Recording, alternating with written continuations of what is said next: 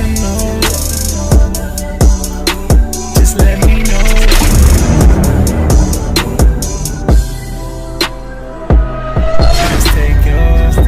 Just take your time.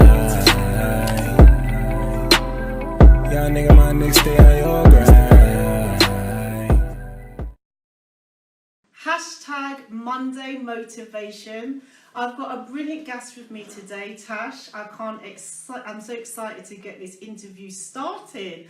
But first of all, I hope you had a good weekend. And I'm at the offices of George Greer Scallion Accountancy in Barking. This is where the Bella Networking TV show is hosted. If you're watching this through YouTube, above I'll put George's website for Scallion Accountancy if you want to get in touch. If you have any questions for Tash or myself, please hit the comments box. And guys, during the show, if you're enjoying the show, please hit the blue light. So Tash, without further ado, would you love to introduce yourself? So, hi, I'm Tash Pennant from Tash Pennant Consultancy, and I'm here today to just kind of help you to hear my story about my entrepreneur journey, business journey, but also a bit of life journey and networking, so I'm really looking forward to it. Absolutely. So before I begin, I like to have the best of the best on my show. So I just want to share just a few of your award nominations. So actually you just found out 4 or 5 days ago that she was nominated for Entrepreneur of the Year for the Baton Award 2018. She's been shortlisted for finalist We Are the City. I'm reading this actually, by the way. She's won Corpse Comms Award back in 2005 and Best Internal Communications Award. Wow. The Court Comms was in 2015 Okay. for a client, and Best Internal Communications 2008. Right, thank you for that for correction, but that's a brilliant accolade, you know. Yeah. Thank you for being on my show. So let's get an understanding, what are your business services? So my business services are internal communications consultancy, employee engagement, social media brand consultancy as well for organisations and individuals. Sure, and what type of sector do you work for? So across a range of them, so I've done work in the public sector and private sector, and this year in the media sector too. And what was your background? How did you get into the sector? So how I got into doing what I do now, I studied a degree in marketing, advertising and PR, and then I went to go and work for a huge media organisation, and probably heard of the BBC before. Also worked for some big corporates in communications and in the public sector, in the NHS communications. And what was the stage, or when did you feel, I want to do this by myself, I want to set up my own consultancy? I think for me, the turning point was just realising that sometimes when you have a job and you're salaried, you're just doing everything your employer says, and that's great.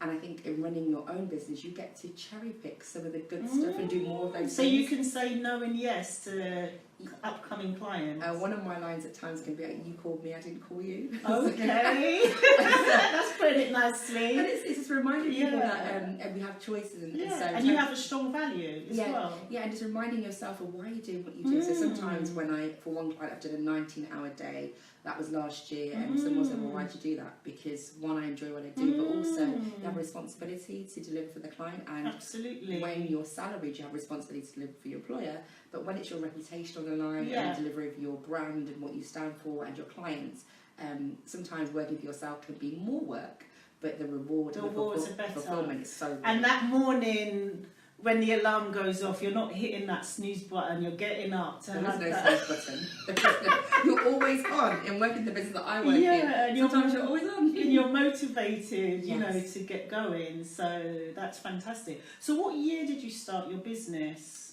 Registered, I think 2012, fully traded in 2014. Fantastic. And in the early stages, coming away from being an employee, then running your business, what did you use as marketing to get those first few clients? Wow. And how was it? This is the first story. I went on a radio show, and I was a radio business show. Oh, wow. And I told everyone that I had a business and I had no clients. The first client became that radio so station. One second, let's go back. So you were honest and you said, "Hey, I've got no clients." No, I didn't say that. Oh, that's what I thought you said. I can say that now. I'll be bold and say, I can say that now, but at the time I went on a radio show, and then the radio station manager heard my skills and abilities and said that I come in for a chat with them, and then they became the first client. Fantastic. And what other marketing did you do? Because I just want to touch on, you do help B2B, private and organisations. So actually, just the first question, how was your marketing for the public and organisation? How do you reach those clients? I think one of the things that's really important in life is to be visible. And sometimes in business, and what people can tend to do, and even myself, is that you're not visible, and sometimes you can feel very apprehensive to post and to tell people what you're doing. Right. And that comes down to confidence. It's a confidence thing, but also it's about how do you post, when do you post, what do you post. Right. So some of my posts in terms of business life can be what I'm eating. So people know I like tea, so I'm really clear on that one. So there's a picture that I might take with Yorkshire tea. Other brands are available, but Yorkshire tea's the best. In terms of just building my empire, tea fuels that. So sometimes it's telling a bit of your life story along with your business story. So when you're at clients, sure, I get it, because what you're doing as well is communicating and being consistent with your personal brand. So being visible. Tea fuels Tash Pennant consultancy. So when I'm with clients, and there's been some great times where I actually pose with Yorkshire tea, but the bottom line is I'm still delivering. Absolutely. It's that personal side, because sometimes you see corporations and you think, well, who's behind that? This is it, Tash Pennant consultancy. That's fantastic. And tell me about the other type of clients you work with, they're B2B and some private clients. What are the types of services you offer to them? So going into organisations, it will mainly be for my communications advice. So what do I think about how they can improve their staff communications? That is on the B2B side. On the individual personal side, it can be how can they better do social media, how can they tell their story, and that's some of the packages I offer to them. And what is it about communication that you love so much and teaching the art of communication? I think it's because I'm genuinely nosy. I just want to understand. I just want to know. I'm really curious about So you're very confident asking any question? In terms of what you're doing now, it's really weird because normally I'm on the other side.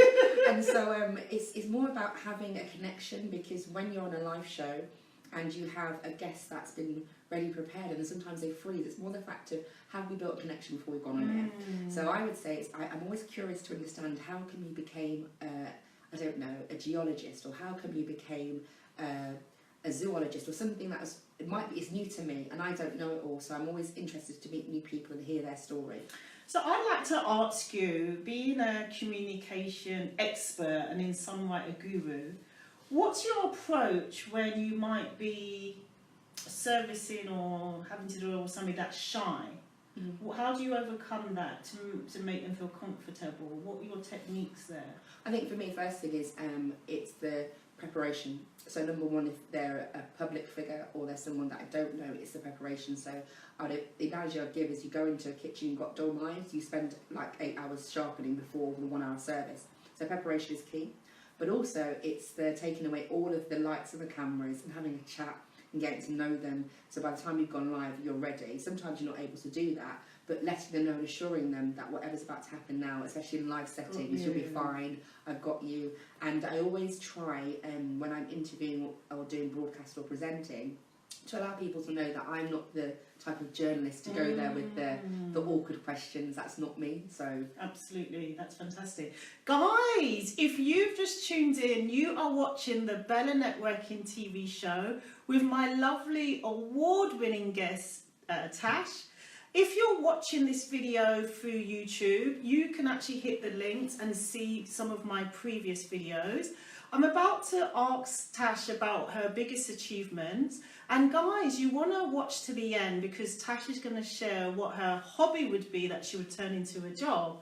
So tell me about one of your biggest achievements to date since you've started your business. Biggest achievement is some of the clients I've got to work with, but also I guess in terms of having that publicly profiled, it would be winning the Best Live Internal event for the Court Comms Award 2015. And tell me a little bit about that. And the reason why it was a big achievement was because, number one, I was working for an NHS client It was fantastic. Did a great event with them, and I'd already moved to a different client. Then we came to the award ceremony, and I wasn't aware of who they were up against. It turns out they were up against Lloyds Banking Group, Tesco, Primark and Kent Police, and when they read the names out I thought, well, they'll win. And then when they called out my client's name, NHS Leicester City, CCG, the whole table looked at me. Wow. And I thought, you need to go up because as my client, it's their award. But that was amazing to look at the reasons why they chose the event that I crafted, which was Walk in My Shoes, for their organisation event. It was humbling, but also it was like thinking, we beat off some big players, and they got bigger budgets, and I was so excited for them. That's fantastic.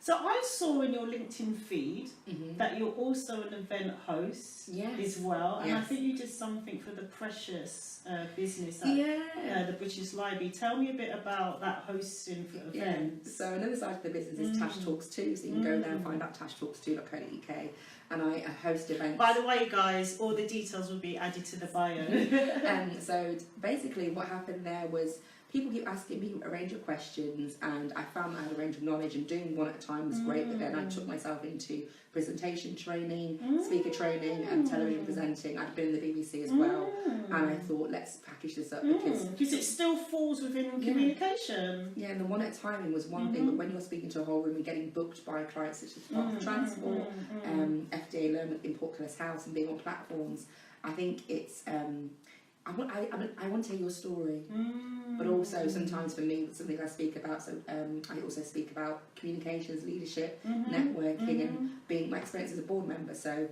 that inspires, but also helps other people. So some people might call it motivational. I call it instructional, informational. Absolutely. You've asked me for my knowledge, I share it, and I get paid for it. So I'd love to share with the audience, if you could share maybe a couple of tips, because there are a lot of people that are wanting to be speaker these days. How do you think it's important to engage with event managers or event producers? What 2 tips would you give to somebody who wants to be a speaker or an event host? Again, going back to preparation, so you need to have your bio done, the topics that you speak on. I have a speaker site. I think it's really important that you know what you're about. Some people can try and pigeonhole you and say, you spoke about this. Like, no, these are my topics, this is what I do. So prepare who you are, know what you're about, and make sure you have a way to present that to the world, either that being through your LinkedIn profiles, your website, or other places. Be aware of where you want to speak. Where you want to speak. Where you want to speak. So key, the platforms that you get onto, sometimes it's not about event managers or producers contacting you. It's about sometimes you saying, I want to be put forward. So one of my speaking gigs last year was because I called them and said, you've not got a person like me in your speaking range, and they booked me. I have this question, might be a bit controversial.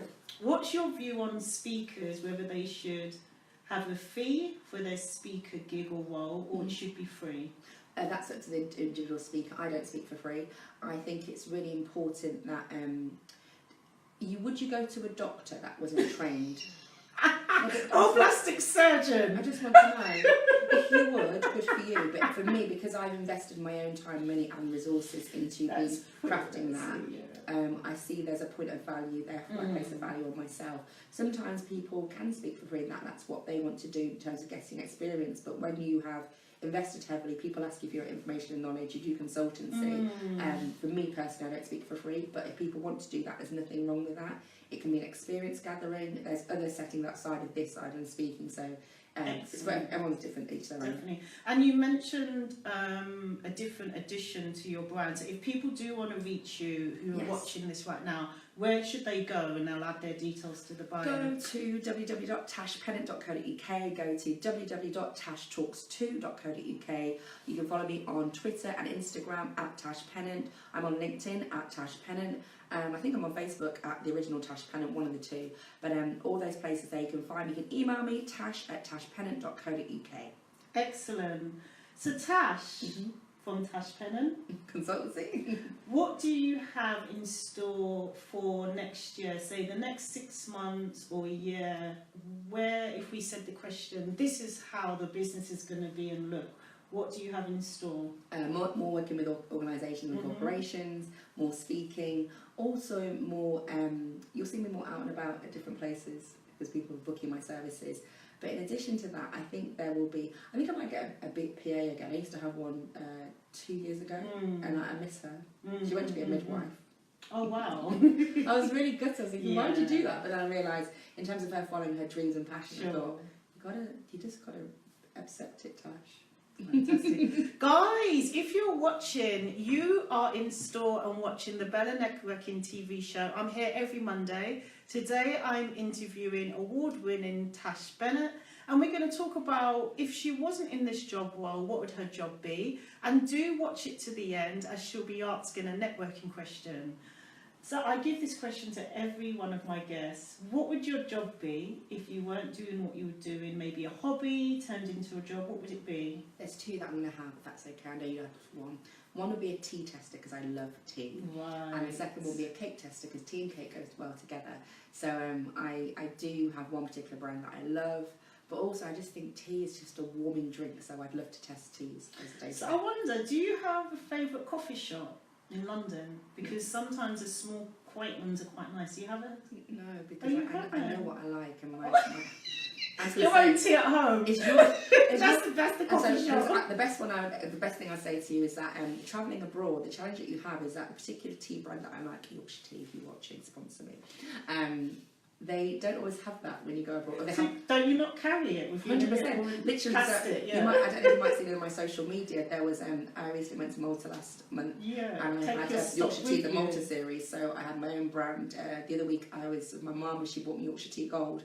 So the other teas are available, but I find this smooth blend of that. I just like it. Well, going back to what you said and practice what you preach, I think that's a good story as well, talking about your story and Yorkshire Tea and being associated with Yorkshire Tea. I do love that. Yeah. So I had a tea time with Tash. There you go. So I had a lot of people want to meet with me, and essentially it's a tea with Tash appointment. Yeah. Because I like tea. Yeah. So we might go out to a restaurant or a coffee shop, whatever. Yeah.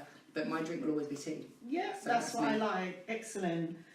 Before we end the show, I give my guests an opportunity to ask me a question or networking question. So what's your networking question? So the question I have for you, Bella, is how do you differentiate between time wasters and people you want to meet with when you're out networking?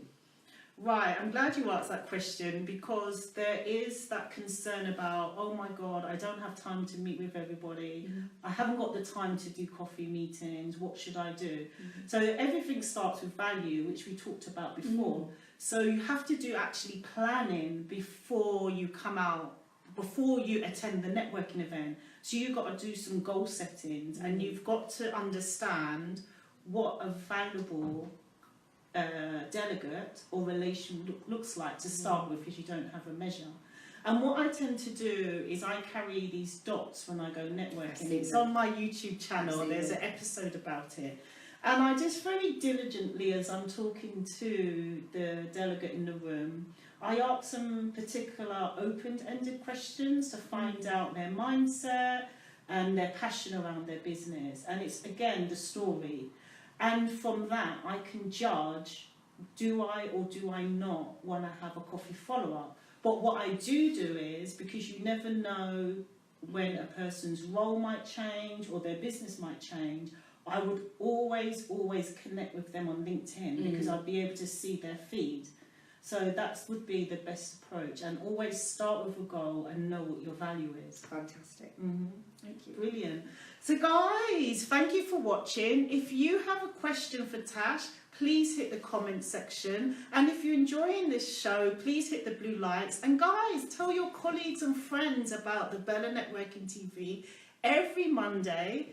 And have a great weekend and happy networking. Tash, thank you so much for being on the show.